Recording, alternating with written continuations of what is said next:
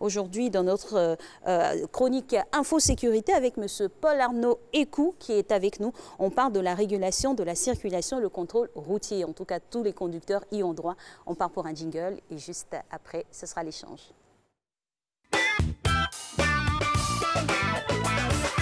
Monsieur Écou, bonjour. Bonjour. Bienvenue. Merci beaucoup. Je vous accueille toute seule. J'espère que ça vous va.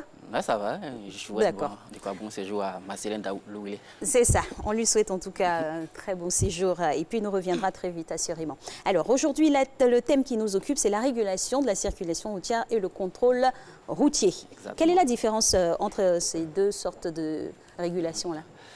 C'est vrai qu'il faut dire deux sortes de régulations parce que fondamentalement, il n'y a pas vraiment une différence. C'est que les juristes, on est attaché au code et dans le code, on parle de contrôle routier. Mais dans la pratique, les agents, ils mettent en place des mécanismes de régulation. Donc c'est juste pour rassurer les Ivoiriens qu'il n'y a pas un policier pour laisser passer les véhicules et puis un autre pour contrôler. Voilà, c'est l'un dans l'autre. C'est deux activités qui se rejoignent et qui se complètent. Donc pour l'automobiliste, la régulation, pas de tout ce qui consiste à assurer la fluidité de la voie et tout ce qui aboutit aussi au contrôle des pièces du véhicule, ainsi de suite. C'est lié intimement. Donc le même agent est investi des deux tâches, voilà. des deux missions. Alors, qui peut procéder à la régulation de la circulation ou du contrôle routier? On est habitué à avoir deux acteurs principaux. Généralement, c'est les policiers, c'est les gendarmes. Ceux-là font partie de la catégorie de ce qu'on appelle les officiers de police judiciaire. Mais il y a beaucoup plus d'acteurs qui interviennent dans le contrôle routier. Notamment? Voilà. Généralement, il y a trois catégories d'acteurs. Donc, il y a les officiers de police judiciaire dont je parle. Tu passes de la gendarmerie à la police avec les maires et les agents au maire. On va avoir des agents assermentés. Donc, du coup, d'autres acteurs comme des agents de la douane, des eaux et forêts vont aussi pouvoir faire des contrôles routiers. On va avoir des agents qui ne sont même pas des corps, des corps constitués, mais on va avoir d'autres agents qui seront aussi assermentés comme des inspecteurs du ministère du Transport. On va avoir la police municipale. En fonction de la matière à contrôler, beaucoup d'acteurs vont intervenir. On peut même avoir des inspecteurs du ministère des Travaux publics qui vont contrôler des éléments sur la voirie. Donc, il y a beaucoup d'acteurs qui interviennent. Il faut distinguer aussi cela de ceux qui s'arrêtent au passage pour faire des contrôles. Avec voilà, chasuble jaune ou orange, c'est cela? Justement, là, c'est peut-être par courtoisie ou pour faciliter la fluidité. Ce n'est pas des acteurs, ils n'ont aucun pouvoir. Il faut faire attention à leur métier parce qu'ils risquent de fausser la réglementation. Je m'explique. Quand un agent assermenté, quand un policier fait la circulation, le code dit que ces instructions priment sur toutes les autres règles du code de la route. Donc, si un policier vous demande de passer au feu rouge, vous avez le droit de passer au feu rouge. Mais si ce n'est pas un policier qui vous donne cette instruction-là, vous risquez fort de prendre une amende parce qu'il n'a pas autorisé. Donc, il faut faire la nuance entre celui qui, par courtoisie, veut faciliter la circulation et celui qui va être investi de cette mission pour le faire. Et cette mission, le plus important, c'est de remarquer qu'il est en fonction et non pas forcément qu'il soit en tenue. Donc, un agent civil qui est habilité à le faire est différent d'un particulier qui le fait pour juste faciliter la circulation. Il faut vraiment faire la distinction entre les deux. Donc, un agent assermenté vous couvre de dommages éventuels. Mais exactement, puisqu'il vous donne des instructions qui font partie du code de la route en quelque sorte, le prolongement du code de la route, alors que l'autre, il est là pour vous aider à passer. Donc, il faut faire très attention. C'est la loterie, quoi. Exactement. C'est de la loterie. Alors, tous les usagers de la route peuvent-ils être soumis à un contrôle routier? Oui, en principe, oui. Même si le mécanisme est plus organisé pour le contrôle des automobilistes.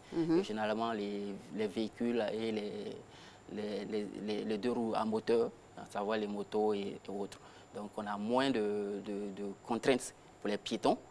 Mais n'empêche que l'agent qui fait la constatation ou le contrôle routier, il peut autant contrôler le passager qui est dans le véhicule. Donc, je suppose qu'il est en droit de contrôler tout le monde. Il peut même arrêter un piéton qu'il estime mal se comporter sur la voirie. Donc, tous les usagers peuvent faire l'objet d'un contrôle routier. Il n'y a pas d'exception en principe. Quel est le mode ou est-ce qu'il y a-t-il un mode opératoire pour le contrôle routier? Oui, évidemment, il y a un mode opératoire, mais il est plus des mesures d'ordre interne. C'est-à-dire qu'on va donner des instructions à des agents, par exemple, d'être à 2, à 3. On va donner des dispositions à prendre. Généralement, il n'y a pas, c'est des pratiques disciplinaires, c'est des pratiques de métier. Ce n'est pas véritablement réglementé. Donc, on ne va pas fixer ça comme une obligation. Mais généralement, on va demander à l'agent qui va faire la constatation d'être clairement identifié, d'être visible Et bon, certaines pratiques même imposent des gestes pour qu'on comprenne. La main levée pour indiquer l'automobiliste qui va arrêter. À stationner. À stationner.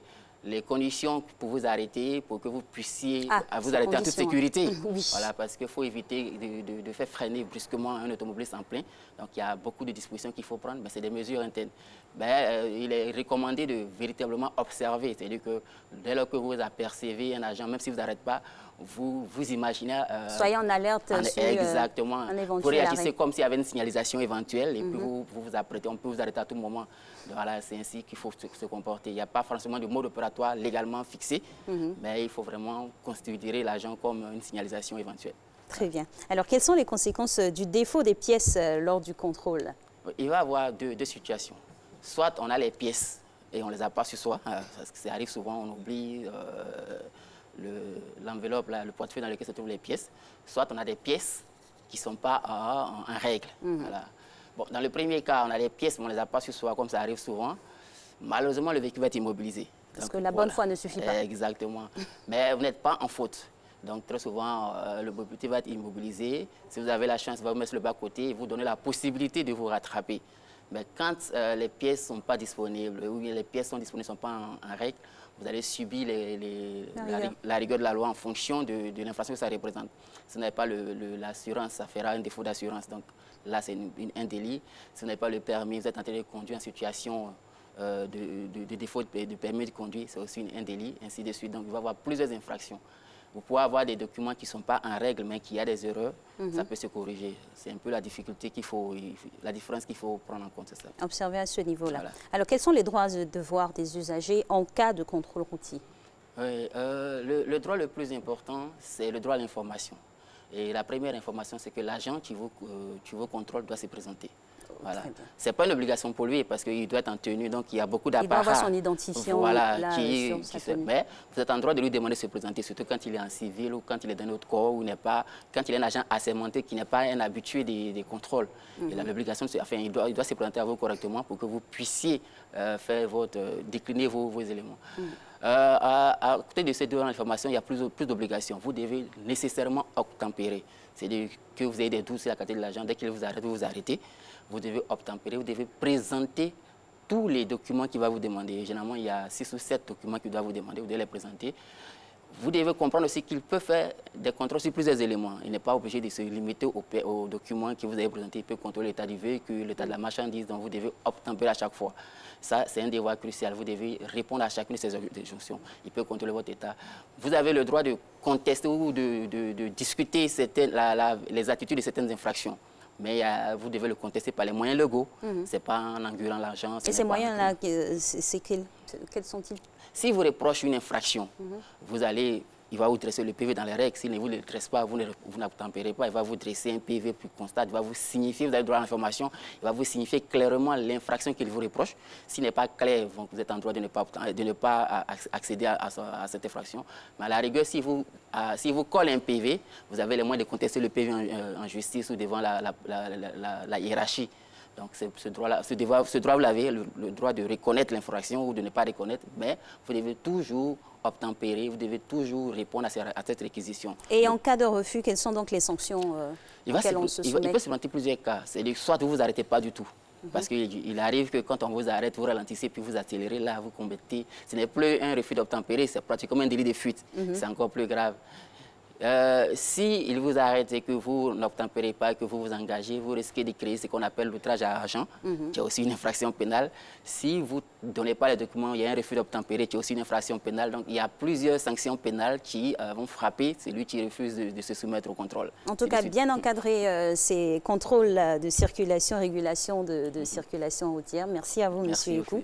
J'espère que vous avez pris bonne note à tous ceux qui vont maintenant entamer la voie. Vous serez soumis à ces contrôles-là.